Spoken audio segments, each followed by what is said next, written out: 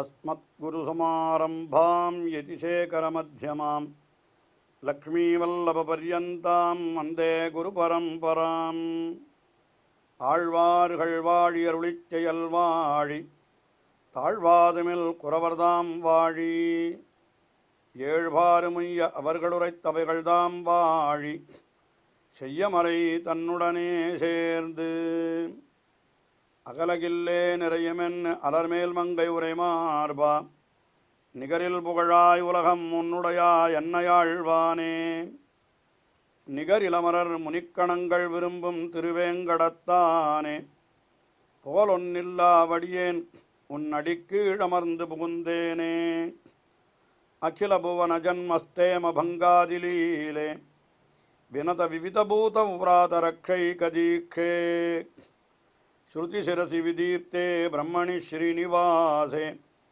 பவது மம பரஸ்மின் ஷேமுழி பக்திரூபா श्रीमान वेंकटनाथार्य कवितार्किक केसरी वेदांताचार्यवर्यो मे सन्निधत्तां सदा हृदि வேதாந்த தேசிகன் திருவரங்கம் பெரிய கோவிலிலே எழுந்தருளி இருந்த பொழுது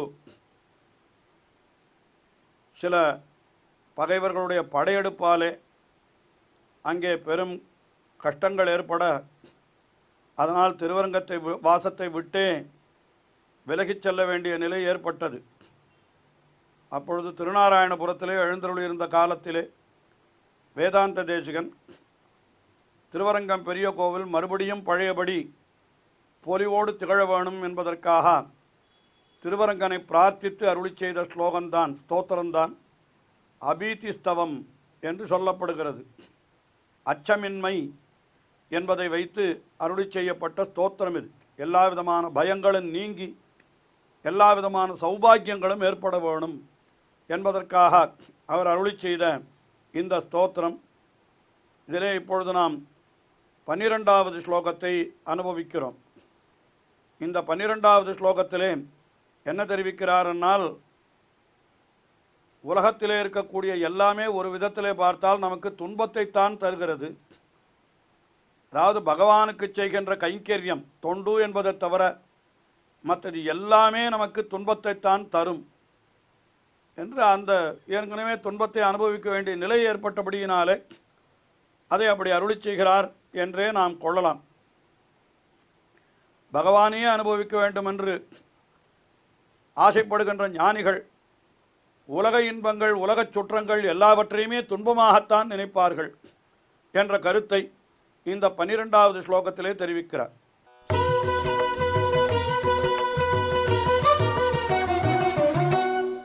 லகிஷ்ட சுகசங்கதைஹி ஸ்வகிருத கர்ம நிவர்த்திதைஹி களத்ர சோதரானுச்சர பந்து சம்பந்திபிஹி தன பிரபிருதிகைரபி பிரச்சுர பீதி பேதோத்தரைஹி ந விப்ரதி திருப்திம் பிரபோ துவதனுபூதி போகார்த்தினா. பகவானை அனுபவிக்க வேணும்னு ஆசைப்படுகிறவர்கள் இருக்கிறார்களே, துவத அனுபூதி போகார்த்தினா, பகவானை இடைவிடாமல் அனுபவித்து அதிலேயே அவர்கள் ஆனந்தத்தை அடைபவர்கள் சில பேர் இருக்கிறார்கள். அவர்களெல்லாம் ஞானிகள் என்று நாம் கீழே கூட பார்த்தோம். பகவானையே எப்பொழுதும் அனுபவிக்க வேண்டும் என்று நினைக்கிறவர்கள் அவர்கள்தான் ஞானிகள் என்று பகவத்கீதையிலேயே தெரிவித்தான் கண்ணன். வாசுதேவ சர்மமிதி சமஹாத்மா என்று அவனைத்தான் மகாத்மா என்று சொன்னான், அவனைத்தான் ஞானி என்று சொன்னான். அப்படிப்பட்ட போகார்த்திகள் இருக்கிறார்களே, அதாவது பகவானுக்கு தொண்டு செய்து அதையே தங்களுடைய பேராக நினைக்கக்கூடியவர்கள் இருக்கிறார்களே, அப்படிப்பட்ட உயர்ந்தவர்கள் அவர்கள் இந்த உலகத்திலே இருக்கக்கூடிய இன்பங்கள் எதுவாயிருந்தாலும் அதை மிகவும் தாழ்ந்ததாக அற்பமானதாக நினைப்பார்கள். லகிஷ்ட சுகசங்கதைஹி, இந்த உலகத்திலே இருக்கக்கூடிய இன்பங்களெல்லாம் எப்படிப்பட்டவை என்னால் மிகவும் அற்பமானவை. அது அற்பமான சுகத்தைத்தான் தருகிறது. சுகம் என்று நினைக்கிறோமே தவிர அதில் சுகமும் இல்லை என்று கூட சொல்ல போகிறார். அதெல்லாம் எப்படின்னா ஸ்வகிருத கர்ம நிவர்த்திதைஹி, இந்த சுகதுக்கங்கள்லாம் இவனுக்கு எப்படி வருகிறதுன்னு கேட்டா ஸ்வகிருத கர்ம நிவர்த்திதைஹி, இவன் செய்த பாப புண்ணியங்களுக்கு சேரத்தான் இவனுக்கு அவைகள் கிடைக்கும். இவனுக்கு கிடைக்கிற துக்கத்திற்கு என்ன காரணம்? யாரோ ஒருத்தன் இவனுக்கு துக்கத்தை கொடுப்பதில்லை. இவன் செய்த பாபத்தினுடைய பலத்தை தான் இவன் துக்கமாக அனுபவிக்கிறான். அதனால் இதெல்லாம் நாமே விளைத்து கொண்டது. அதை சொன்னார். அது மட்டும் இல்லை, இன்னும் என்ன பண்ணுகிறது அது என்று கேட்டால், பிரச்சுர பீதிபேத உத்தரைஹி, பல வகையான அச்சத்தை விளைக்கிறது. இது இந்த உலகத்தில் இருக்கிற இருப்பு எத்தனையோ பயத்தை நமக்கு உண்டாக்குகிறது. எவைகள் என்று கேட்டால் எத்தனை சொல்லுகிறார்? களத்திர சுத சோதர அனுச்சர பந்து சம்பந்திபிகி. களத்திர என்னால் மனைவி, சுதன் என்னால் பிள்ளை, சோதரன் என்னால் அதாவது கூட பிறந்தவன் சகோதரன், அனுச்சரன் என்னால் நமக்கு கூட வருபவர்கள், அதாவது வேலைக்காரர்கள் என்று வைத்துக்கொள்வோம், பந்துக்கள். இத்தனை நம்மோடு தொடர்புடையவர்கள் அத்தனை பேரும் நமக்கு எத்தாலே கிடைத்தார்கள் என்னால் நாம் செய்த வினைப்பயன் காரணமாகத்தான் நமக்கு வந்து சேர்கிறார்கள். நமக்கு மனைவி அமைவதெல்லாம் கூட நம்முடைய கர்மத்தினுடைய பலன் தானே தவிர வேறொன்றில்லை. அது மனைவியோ கணவனோ ரெண்டு பேரையுமே வைத்துக்கொள்ளலாம். அது சரியாக அமைந்தால் நாம் புண்ணியம் பண்ணியிருக்கிறோம், அதனால் நல்லதாக கிடைத்தது. இல்லை என்றால் பாவம் செய்தோம், அதனால்தான் இப்படி நமக்கு கெடுதலாக கிடைத்தது என்று நினைக்க வேண்டும்.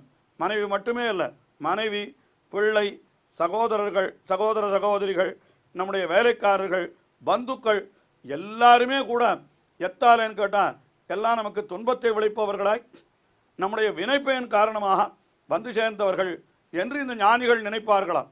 அதை சொல்லுகிறார். அது மட்டும் இல்லை, தனப்பிரகிருதி, அதாவது தனப்பிரபிருத்திகை ஈரப்பி, செல்வம் கூட அப்படித்தான்றார். ஒருத்தன் உயர்ந்த பணக்காரனாக இருக்கிறான் என்றால், உயர்ந்த பணக்கார குடும்பத்திலேயே ஒருத்தன் பிறக்கிறான் என்று வைத்துக் கொள்ளுங்கள். கோட்டீஸ்வரனுடைய வீட்டிலேயே பிறக்கிறான். என்ன காரணம்? ஏதோ முன் ஜென்மத்திலே பண்ணி இருந்த புண்ணியம் என்று தான் சொல்ல வேண்டும். ஒருத்தன் பிறக்கிற பொழுதே பணமே இல்லாத வறியவனுடைய வீட்டிலே பிறக்கிறான் என்னால் அது அவனுடைய பாப்பத்தினுடைய பலன் என்று நாம் நினைக்க வேண்டும். அதனால் தன பிரகிருதிகை பிரபிருத்திகைஹி அப்பி, செல்வம் முதலியவற்றாலும் இதெல்லாம் கூட இவனுக்கு முன்வினை பயன் காரணமாக அது ஏற்படுகிறது. ஆகையினாலே என்ன சொல்கிறார்? நபிப்ரதி திருத்திம், இதனாலே மகிழ்ச்சியே அடைய மாட்டார்கள் ஞானிகள். பகவானையே எல்லாமுமாக கொண்டிருக்கிற ஞானிகள் இப்படி தமக்கு கெடுதல் விளைவிக்கக்கூடியதாக இத்தனையும் ஏற்பட்டாலும் கூட அதனால் இந்த விஷயங்களாலே அவர்கள் மகிழ்ச்சி அடைய மாட்டார்கள் என்று சொல்லுகிறார். அதனால் இப்போது மனைவி, மக்கள் எல்லாரும் கெடுதலை விளைப்பவர்கள் என்று அப்படித்தான் அர்த்தமானு கேட்டால் அது பாபத்தினுடைய பலனாக இருந்தால் அப்படித்தான் விளையும். ஆனால் பகவானுடைய அனுகிரகத்தின் பலனாயிருந்தால் எல்லாமே நன்றாக கூட விளையலாமே. அதனால தானே நம்மாழ்வார் கூட என்ன சொன்னார்? நெடுமார்க்கடிமை என்று ஒரு 10 பாசுரங்கள், பாகவதர்களை வைபவத்தை, அடியவர்களுடைய பெருமையை சொன்ன 10 பாசுரங்கள். இந்த 10 பாசுரங்களை கற்பவர்களுக்கு என்ன பயன் என்று சொல்லுகிற பொழுது, நல்ல பதத்தால் மனைவாழ்வர் கொண்ட பெண்டிர் மக்களே என்று பலன் சொன்னார். இந்த 10 பாட்டை அர்த்தத்தோடு கற்று அதை அனுஷ்டானத்திலேயும் கொண்டிருப்பவர்கள், பின்பற்றுபவர்கள் யாரோ அவர்களுக்கு என்ன பயன் விளையன்னா, நல்ல பதத்தால் மனைவாழ்வர், நல்ல மனைவி, நல்ல பிள்ளைகள் எல்லாரும் அமைவார்கள் என்று சொன்னார். அதனால இந்த ஸ்லோகத்தில் சொல்லப்பட்ட விஷயம் என்ன? நம்முடைய பாபத்தின் பயனாக நமக்கு கெடுதலை விளைவிக்கக்கூடியவர்களாக, துன்பத்தை விளைவிக்கக்கூடியவர்களாக இப்படிப்பட்டவர்களெல்லாம் நமக்கு மனைவிகளாக, பிள்ளைகளாக வந்து சேர்ந்தால் அதனால் நமக்கு மகிழ்ச்சியே ஏற்படாது என்று ஞானிகள் நினைத்திருப்பார்கள் என்று அந்த அர்த்தத்தை சொன்னார். அதனால பாகவத கைங்கரியத்திற்கு உபயோகப்படுகிற, உதவி செய்கிற இந்த பந்துக்களை பற்றி இது அல்ல என்று நாம் கொள்ள வேண்டும். அதற்கெல்லாம் விரோதமாயிருக்கக்கூடிய பந்துக்கள் என்று அப்படி நாம் இங்கே கொள்ளலாம் என்று இப்படி நாம் பொருள் புரிந்து கொள்ள வேண்டும். அதனால் பகவானையே விரும்புபவர்கள் இந்த உலக இன்பத்தை எல்லாம் ஒரு இன்பமாகவே நினைக்க மாட்டார்கள். உண்மையிலே அவைகளெல்லாம் துன்பத்தைத்தான் விளைக்கின்றன என்றுதான் ஞானிகள் கருதியிருப்பார்கள் என்று இந்த ஸ்லோகத்திலே வேதாந்த தேசிகன் அருளி செய்தார். அதற்கு அடுத்தபடியாக இந்த உலகத்திலே படக்கூடிய துன்பம், நரகத்திலே படக்கூடிய துன்பம், இதெல்லாம் வாய் விட்டு நம்மால் சொல்லவே முடியாது. அதனால் எம்பெருமானே நீதான் என்னை ரட்சித்தருள வேணும் என்று அடுத்த ஸ்லோகத்திலே சொல்கிறார்.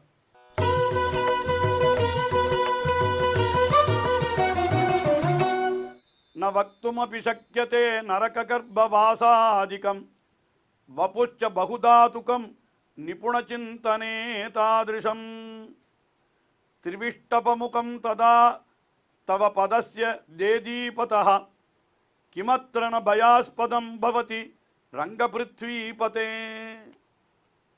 என்ன சொல்லுகிறார்? ரங்கபிருத்வீபதே, திருவரங்கம் பெரிய கோவிலிலே எழுந்தருள் இருக்கின்ற எம்பெருமானே என்று சொல்றார். ஆரம்பிக்கச்சியே அவன் என்ன சொல்றார்?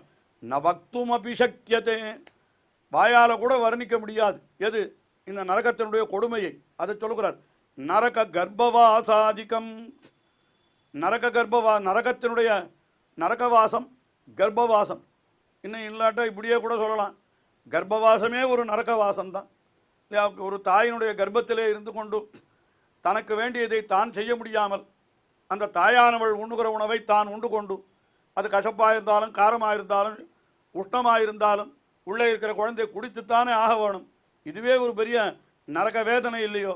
நரக கர்ப்பவாசாதிகம் பக்துமபி ந சக்கியத்தே, அதில் படக்கூடிய துன்பங்களை வாயாலே சொல்லக்கூட முடியாது, அப்படிப்பட்டது அது.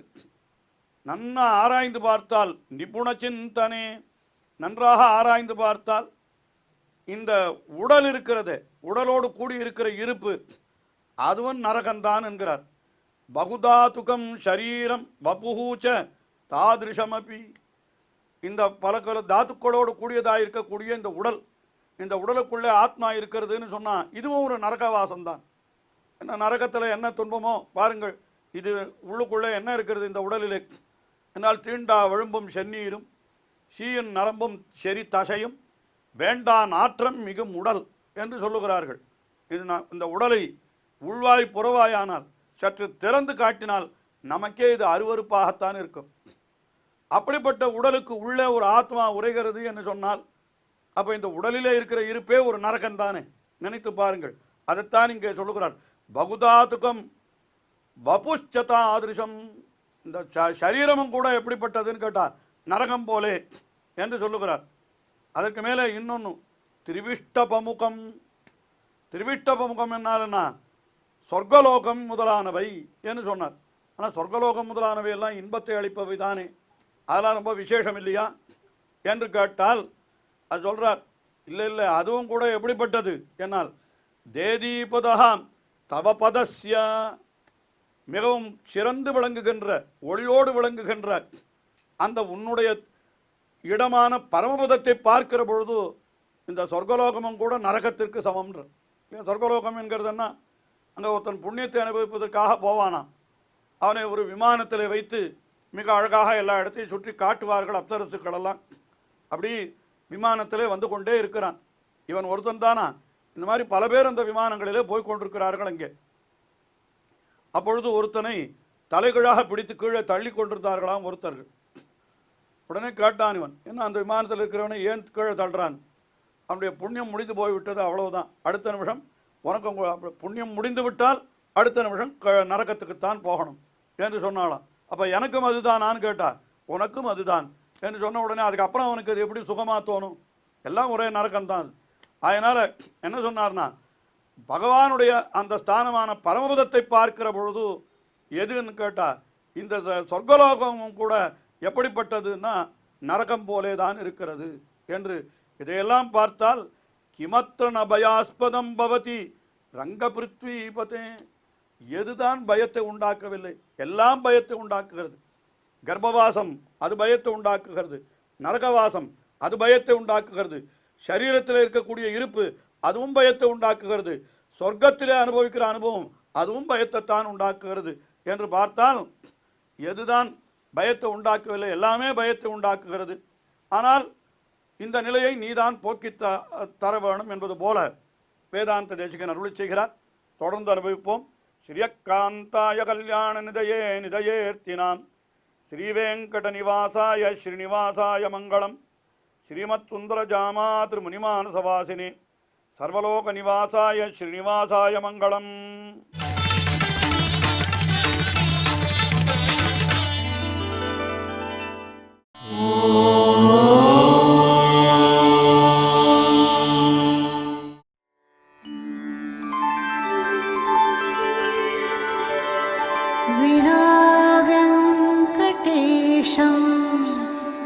ननाथो ननाथः सदा वेङ्कटेशं स्मरामि स्मरामि। हरे वेङ्कटेश प्रसीद प्रसीद। प्रियं वेङ्कटेश प्रयच्छ प्रयच्छ।